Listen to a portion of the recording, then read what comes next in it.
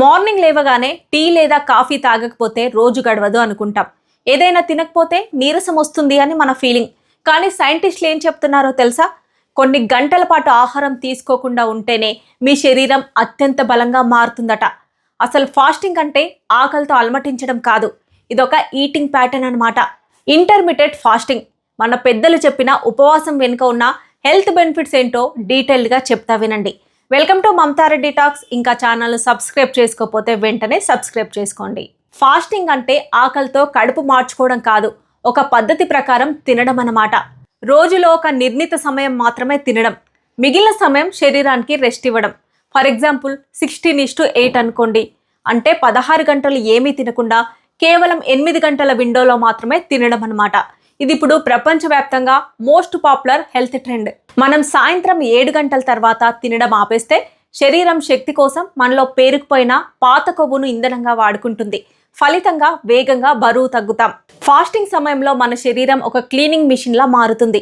Damage అయిన కణాలను తొలగించి కొత్త కణాలను తయారు చేస్తుంది. దీన్నే ఆటోఫేజీ అంటారు. ఇక ఫాస్టింగ్ వల్ల మెదడులో BDNF అనే ప్రోటీన్ పెరుగుతుంది. దీనివల్ల మీ ఫోకస్, మెమొరీ సూపర్ షార్ప్గా మారతాయి.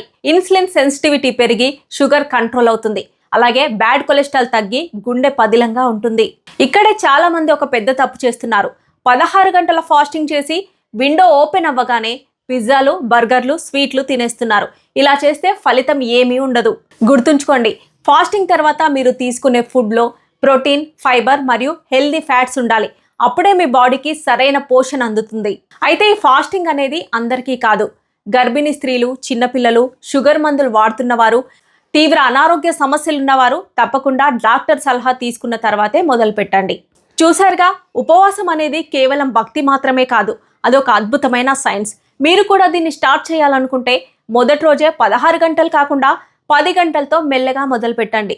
మరి మీలో ఎంతమంది ఆల్రెడీ ఫాస్టింగ్ చేస్తున్నారు? మీ రిజల్ట్స్ ఎలా ఉన్నాయి? కామెంట్ బాక్స్లో తెలపండి. ఇన్ఫర్మేషన్ నచ్చినట్లయితే లైక్ చేయండి, షేర్ చేయండి. Thanks for watching.